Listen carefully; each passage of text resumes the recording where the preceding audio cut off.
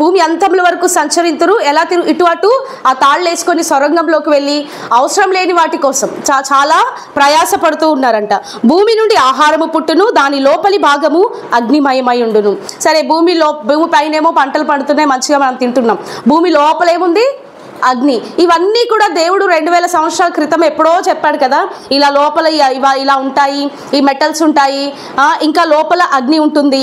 కానీ ఈ దేవుడు ఎప్పుడో జ్ఞానం వాళ్ళకి ఇచ్చేసాడు. కానీ సైంటిస్టులు ఇప్పుడు పరిశోధనలు చేసి లోపల ఇంత అగ్ని ఉంది లేదా ఇంత మంట ఉంది. మీకు తెలుసు, అగ్ని పర్వతం బ్లాస్ట్ అయినప్పుడు ఆ అగ్ని అంతా, ఆ మంట అంతా, ఆ లావా అంటారు కదా, యాసిడ్ రూపం అంతా బయటికి వస్తుంది. చాలా అగ్నిమయమై ఉంది లోపల. ఇదంతా దేవుడు ఎప్పుడో చెప్పాడు కదా. ఫస్ట్ సర్జరీ కూడా దేవుడే చేశాడు, ఫస్ట్ అనస్థీషియా కూడా దేవుడే ఇచ్చాడు కదా. ఫస్ట్ సర్జరీ చేశాడు, అనస్థీషియా ఇచ్చాడు. అవన్నీ కూడా ఆల్రెడీ బైబిల్లో దేవుడు ఎప్పుడో చేసినవి. ఇప్పుడు మనుష్యులు వాళ్ళ సొంత జ్ఞానాన్ని ఉపయోగించి అవన్నీ కూడా తెలుసుకున్నాడు కదా. ఫస్ట్ సర్జరీ ఎక్కడ జరిగింది బైబిల్లో? ఏ ప్లేస్లో జరిగింది? ఆపరేషన్ థియేటర్ చెప్పండి. ఏ హాస్పిటల్? ఏదేను తోట అనే హాస్పిటల్, అదే ఆపరేషన్ థియేటర్. ఓకే, అక్కడే అనస్థీషియా డాక్టర్ కూడా, అంటే మన దేవుడే, వైద్యుల కంటే పరమ వైద్యుడు ఆయనే. అన్ని సర్వ జ్ఞానాలు ఆయనలో గుప్తమై ఉన్నాయి, ఆయనే చేశాడు. అయితే ఇవన్నీ కూడా, ఈ జ్ఞానం ఎప్పుడో దేవుడు అగ్ని రాసి ఉన్నాడు. కానీ ఇప్పుడు బాగా తవ్వి, ఇక్కడ అగ్ని పర్వతం ఉంది, దాని లోపల నుంచి ఒక అగ్ని బయటికి వస్తుంది, లావా వస్తుంది, దీంట్లో కొన్ని మెటల్స్ ఉంటాయి, ఇట్లా తీయాలి అట్లా తీయాలి, బంగారం విలువైంది, అవన్నీ ఎప్పుడో దేవుడు చెప్తే ఇప్పుడు మనుషులు వాళ్ళ జ్ఞానాన్ని ఉపయోగించి అవన్నీ తీస్తున్నారు. అయితే దాని రాళ్ళు నీలరత్నములకు స్థానము, దానిలో సువర్ణమయమైన రాళ్ళున్నవి. ఆ త్రోవయే క్రూర పక్షికైనను తెలియదు, డేగ కన్నులు దాన్ని చూడలేదు. అయితే ఆ మార్గం ఎవరికి తెలియదు. ఏంటి ఆ సొరంగంలో ఇలా ఉన్నాయి అలా ఉన్నాయని ఎవరికి తెలియదంట. అయితే ఇదంతా చూస్తే 11 మరుగైయున్న వస్తువును వారు వెలుగులోనికి తెప్పించుదురు. అలా చాలా కష్టపడి లోపల నుంచి మరుగైయున్న ఈ బంగారాన్ని, ఈ వెండిని, ఈ రత్నాలన్నీ వాళ్ళు తీస్తున్నారు. అయితే లోపలికి తవ్వుతున్నారు, చాలా కష్టపడుతున్నారు. సరే, అయితే జ్ఞానము ఎక్కడి నుండి దొరుకును? ఇవన్నీ కాదు మనకు కావాల్సింది, బంగారము వెండి కాదు. కానీ వాటన్నిటికంటే అమూల్యమైనది ఏం కావాలి? జ్ఞానము. అయితే ఆ జ్ఞానం ఎక్కడ దొరుకుతుంది? ఇలా తవ్వి తీసుకోవచ్చా? ఇట్లానే వీళ్ళలాగా మైనింగ్ చేసి లోపలికి 40 సంవత్సరాలు తవ్వి ఇన్ని క్వింటాలు, ఇన్ని టన్నులు మట్టి తీసి లోపల ఎక్కడైనా ఉంటే వెతుక్కుందామా? వెళ్ళి లైట్లు వేసి తాళ్ళు వేసుకొని మనం కూడా అటు ఇటు అల్లాడుచు వేలాడుతూ మన జ్ఞానాన్ని తెచ్చుకోగలమా? అలా అంతా అన్నిటికీ ప్రయాసపడాలి. కానీ దేనికి ప్రయాసపడాలి? ఏది అమూల్యమైనది? జ్ఞానము. వీటన్నిటికంటే మించినది జ్ఞానం. అయితే ఈ జ్ఞానం ఎక్కడ దొరుకుతుంది? వివేచన దొరుకు స్థలం ఎక్కడ ఉంది? ఇది వాళ్ళు గ్రహించట్లేదు. మనుషులు అవి గ్రహించక ఏం చేస్తున్నారు? లోపల ఎక్కడెక్కడో ఏదో దేశాలకు వెళ్ళి ఇక్కడ డైమండ్స్ ఉన్నాయని, అక్కడ డైమండ్స్ ఉన్నాయని వెళ్ళి వెతికి తీస్తున్నారంట. అలా వెతికే క్రమంలో వాళ్ళు కొన్ని ఇయర్స్, ఒక డైమండ్ దొరికినా చాలని కొన్ని ఇయర్స్ తవ్వుతూ ఉంటే, ఆ తవ్వే వాళ్ళకంటే అక్కడ తవ్వే వాళ్ళు వస్తారు కదా, వాళ్ళకి ఫుడ్, వాటరు కావాల్సినవి ప్రొవైడ్ చేసిన వాళ్ళు లక్షాధికారులు అవుతున్నారంట. ఆ తవ్వే వాళ్ళు మాత్రం అక్కడే ఉంటున్నారంట. అంటే ఏదో దొరుకుతుంది, ఏదో మనం సాధిస్తామని వచ్చి తవ్వుకుంటూ కూర్చున్నారు. అసలైన దాన్ని వాళ్ళు వెతకట్లేదు. ఏంటి అసలైనది? అది మనకు తెలుసు కాబట్టి మనం ఇప్పుడు ఏం చేస్తున్నాం? దేవుని సన్నిధికి వచ్చి ఉన్నాం కదా. అసలు అయినది మనకు తెలిసే ఉన్నది. ఆ జ్ఞానం ఎక్కడ దొరుకుతుంది ఏంటి అనేది. నరులు దాని విలువను ఎరుగరు, ప్రాణులున్న దేశంలో అది దొరకదు. అగాధము అది నాలో లేదను. అయితే జ్ఞానాన్ని వెతుకుతున్నారంట. ఎక్కడుంది అంటే ఈ అగాధానికి వెళ్ళి జ్ఞానం నువ్వు ఇస్తావా అంటే అగాధం ఏం చెప్తుంది? అది నా దగ్గర లేదంటుందంట. ఏంటది? జ్ఞానము అగాధంలో ఉంటుందా? జ్ఞానము లేదు. 13-14 చదువుతున్నాను నేను. 14 అగాధం అంటుందంట, అది నాలో లేదు. సముద్రం కూడా అంటుందంట, అది మహాసముద్రం కదా, సముద్రమే అంటే వాటరే ఎక్కువ ఉన్నాయి కదా భూమి మొత్తంలో. వెళ్ళి సముద్రాన్ని అడిగితే జ్ఞానం ఉందా నీ దగ్గర, నాకు కొంచెం ఇవ్వు అంటే సముద్రం ఏమంటుంది? అది నా యొద్ద లేదు అను. ఇంకా సువర్ణము దానికి సాటి అయినది కాదు కదా, జ్ఞానానికి మించినది ఈ సువర్ణం అసలే కాదు.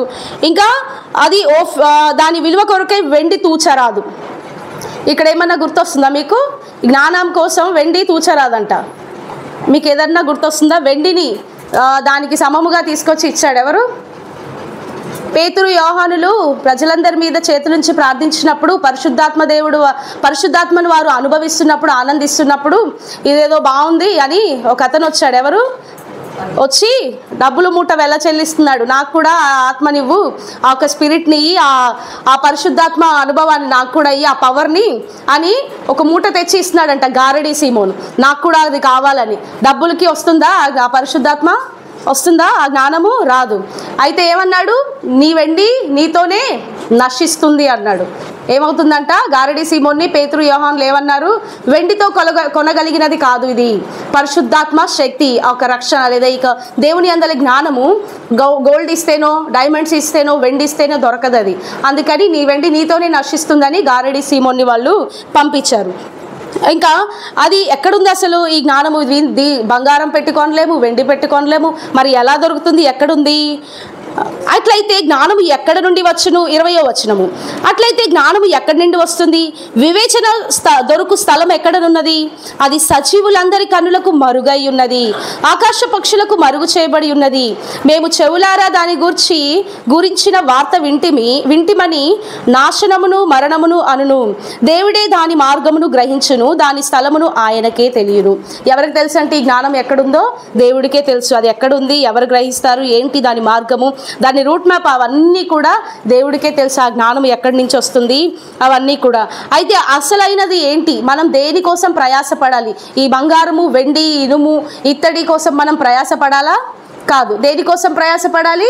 జ్ఞానమును గురించి మనం ప్రయాసపడాలి. చివరి వచనం చూడండి. మరియు యెహోవా యందలి భయభక్తులే జ్ఞానమనియు. ఏంటి జ్ఞానము? యెహోవా యందలి భయభక్తులు. ఇప్పుడు మనందరికీ జ్ఞానం ఉందా? ఉంది కదా. మనందరం కూడా దేవుని యందు భయభక్తులు కలిగి ఉన్నాం కాబట్టే దేవుని సన్నిధిలో ఉన్నాం. ఓకే. అయితే ఈ భయభక్తులు అనేది ఏంటి? దేవుని యందు భయభక్తులే జ్ఞానము. ఈ జ్ఞానము మనకి చాలా ఇంపార్టెంట్ కదా. ఈ జ్ఞానంతోనే మనము పరలోకానికి వెళ్ళగలము. ఓకేనా. చాలామంది ఈ లోక జ్ఞానము సంపాదించుకొని ఎక్కడెక్కడికి వెళ్తున్నారు? విదేశాలకు వెళ్ళి జాబులు చేస్తున్నారు, ఇంకేదేదో చేస్తున్నారు. సైంటిస్టులు కూడా ఏమేమో ఇంకా తవ్వాలి, ఇంకా చేయాలి అనేసి జ్ఞానాన్ని సంపాదించుకొని దాంట్లో స్పేస్కి వెళ్తున్నారు, ఎక్కడెక్కడో తిరుగుతున్నారు. ఇదంతా కూడా ఓకే ఉండాలి, కానీ వాటన్నిటికంటే మించినది దేవుని జ్ఞానము. దేవుని యందు భయభక్తులు కలిగి ఉండటమే జ్ఞానము. ఈ జ్ఞానము చాలా ఇంపార్టెంట్. మీకు తెలుసు బల్బు ఎవరు కనుక్కున్నారు? థామస్ ఆల్వా ఎడిసన్ కదా. ఒక్కసారితో కనుక్కున్నాడా? ఆయన జ్ఞానం సరిపోయిందా? 100 సార్లు ఫెయిల్ అయ్యాడంట పాపం ఆ బల్బు కనుక్కోవడానికి. అన్నిసార్లు ఫెయిల్ అయిన తర్వాత దేవుడిచ్చిన జ్ఞానంతో బల్బు వచ్చింది.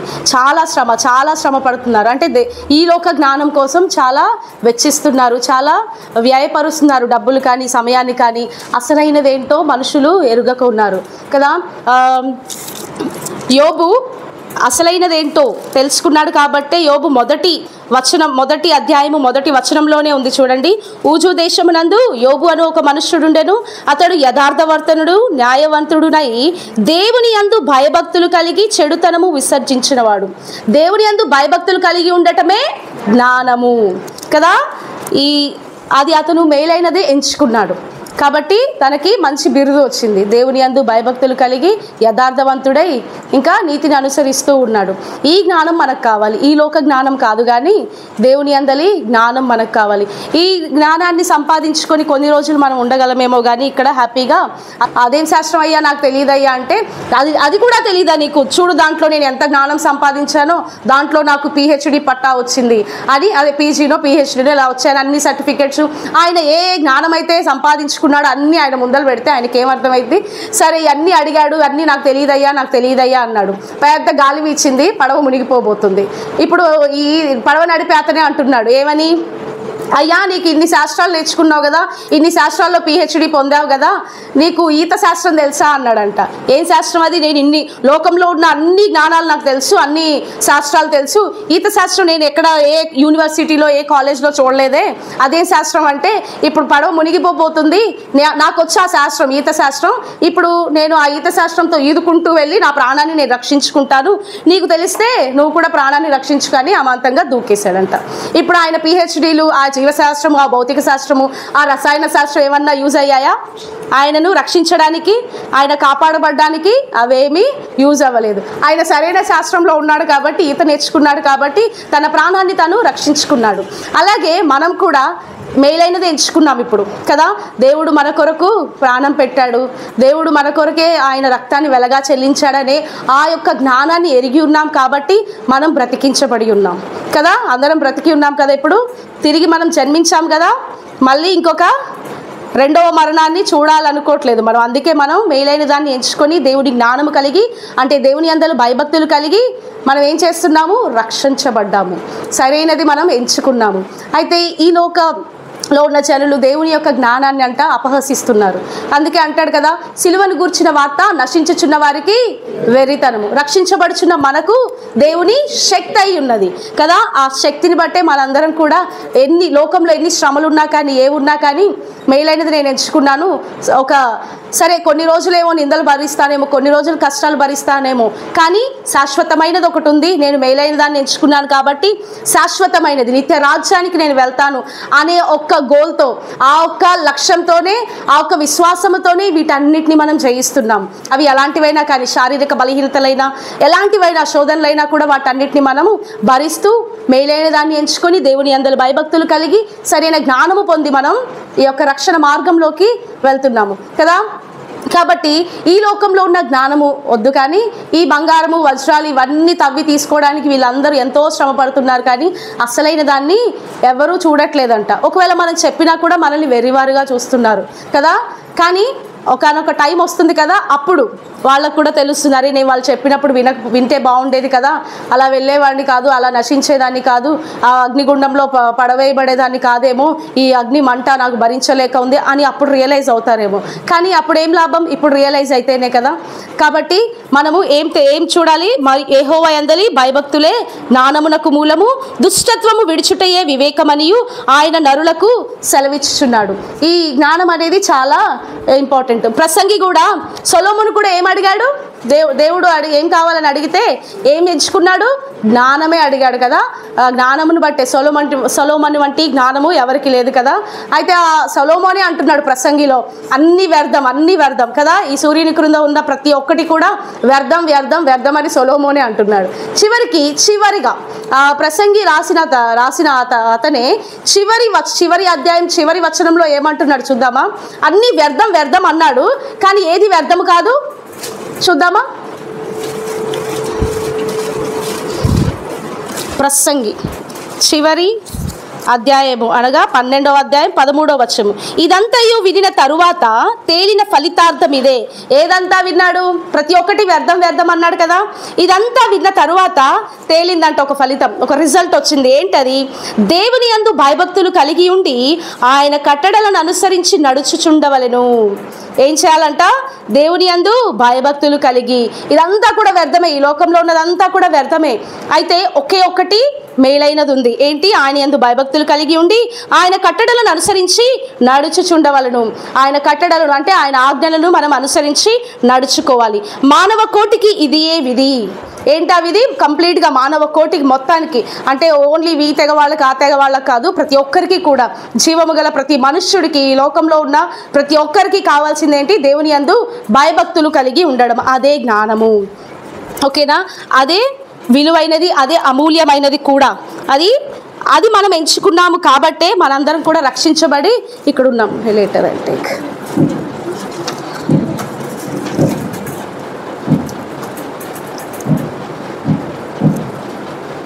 చివరిగా హోషేయ 4:6 కూడా చూద్దామా.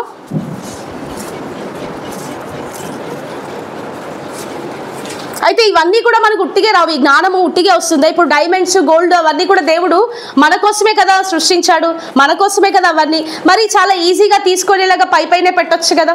ఎందుకు చాలా సొరంగాలుగా తవ్వి తీసుకోవాల్సి వస్తుంది, చాలా కష్టపడి తీసుకోవాల్సిందంటే? అమూల్యమైనది కావాలంటే కొంచెం శ్రమ పడాలి. అలాగే ఇప్పుడు మనకి కావాల్సిన అమూల్యమైనది ఏంటి? ఈ రక్షణ, నిత్య జీవము అనేది కావాలన్నప్పుడు మనం కూడా కొన్ని శ్రమల గుండా పోవాలి, కొన్ని ఉపవాస ప్రార్థనలు కావాలి, కొన్ని కఠినమైన శ్రమలు, శోధనలు, వాటన్నిటిని జయించినప్పుడే మనకి ఆ అమూల్యమైన జ్ఞానము దొరుకుతుంది, ఆ నిత్యరాజ్యం అనేది మనకి దొరుకుతుంది. హోషేయ 4:6 నా జనులు జ్ఞానము లేని వారై నశించుచున్నారు కదా. జ్ఞానము లేకపోతే ఏమవుతుంది అంటే, దేవుని యందు భయభక్తులు లేకపోతే, ఒక రక్షణ మార్గము లేకపోతే, దేవుని యందు మనం జీవించకపోతే ఏమవుతుంది? నశించిపోతున్నాం. అందుకే అలా నశించిపోవడం దేవుడికి ఇష్టం లేకే ఏం చేశాడు? తన అద్వితీయ కుమారుణ్ణి మన కొరకు వెలగా చెల్లించాడు కదా. ఏ ఒక్క ఆత్మ కూడా నశించిపోవటం దేవుని చిత్తము కాదు. కాబట్టే నశించిపోతున్న ఆత్మను వెతికి రక్షించడానికి మనుష్య కుమారుడు ఈ లోకానికి వచ్చి ఉన్నాడు కదా.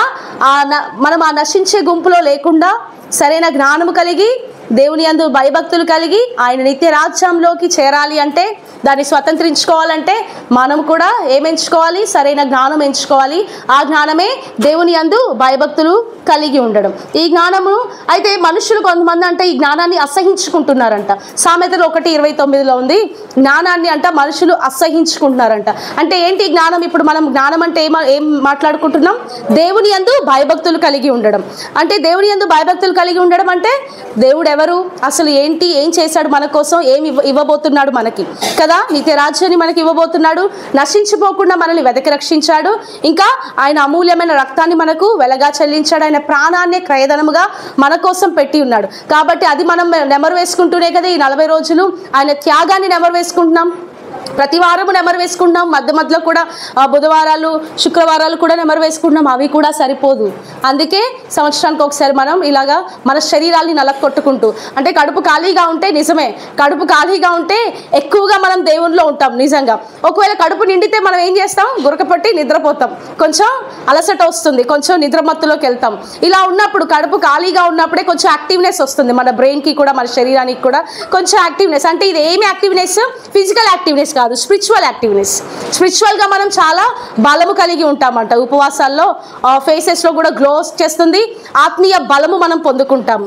ఇప్పుడు మనందరం కూడా ఆత్మీయంగా బలము పొందుకున్నాం కాబట్టి ఆ బలాన్ని తొక్కేయడానికి సాతాను చాలా శోధనలు స్టార్ట్ చేసింది. అప్పుడే శారీరకంగా బలహీనపరుస్తూ ఉంది. కానీ వాటన్నిటిని జయించే శక్తిని, విశ్వాసాన్ని దేవుడు మనకు అనుగ్రహిస్తాడు. ఇస్తున్నాడా?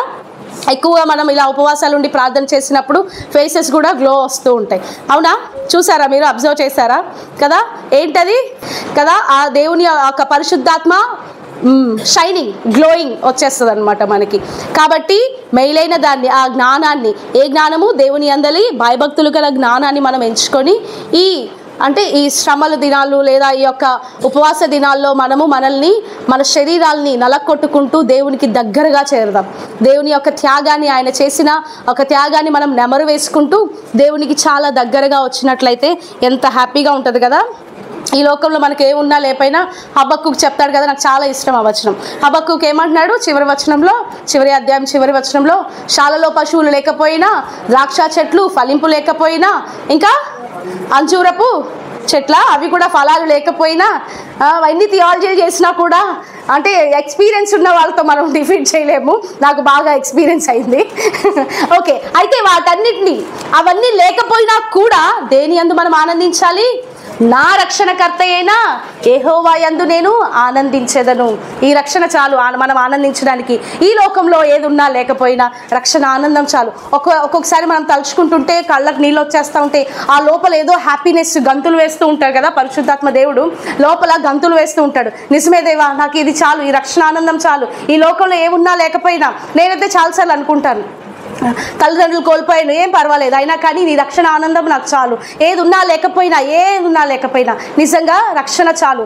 ఎందుకంటే నశించిపోయే గుంపులో లేకుండా దేవుడు మనల్ని వెతికి రక్షించాడంటే ఎంత అమూల్యమైన వారం మనం కదా. నిజంగా మనం చాలా అమూల్యమైన వారు. మనకంటే ఈ లోకంలో ఏమున్నా లేకపోయినా నేనైతే చాలాసార్లు అనుకుంటాను, తల్లిదండ్రులు కోల్పోయాను, ఏం పర్వాలేదు, అయినా కానీ నీ రక్షణ ఆనందం నాకు చాలు. ఏది ఉన్నా లేకపోయినా నిజంగా రక్షణ చాలు. ఎందుకంటే నశించిపోయే గుంపులో లేకుండా దేవుడు మనల్ని వెతికి రక్షించాడంటే ఎంత అమూల్యమైన వారం మనం కదా. నిజంగా మనం చాలా అమూల్యమైన వారు. మనకంటే అందచందాలు గల వాళ్ళు, మనకంటే మంచి పొజిషన్లో ఉన్న వాళ్ళు ఎంతోమంది నశించిపోతున్నారు. దేవుడంటే ఎరుగక ఒకవేళ చెప్పినా కూడా తృణీకరించి వాళ్ళ దారిలో వారు ఉన్నారే, మనకంటే గొప్ప వాళ్ళు కదా. అలాంటి వారిని దేవుడు ఎన్నుకోలేదు. కానీ నిజంగా దేవుడు మనల్ని ఎన్నుకొని ఆయన రక్తాన్ని మన కొరకు వెలగా చెల్లించి త్వరగా వారికంటే ముందుగా మనల్ని రక్షించాడు కదా. ఈ ఆనందము చాలదా? ఇంత గొప్ప ధన్యత నాకు ఇచ్చావు కదా దేవా అనేసి చాలా మనము దేవునికి కృతజ్ఞతాస్తుతులు చెల్లించుకోవాలి.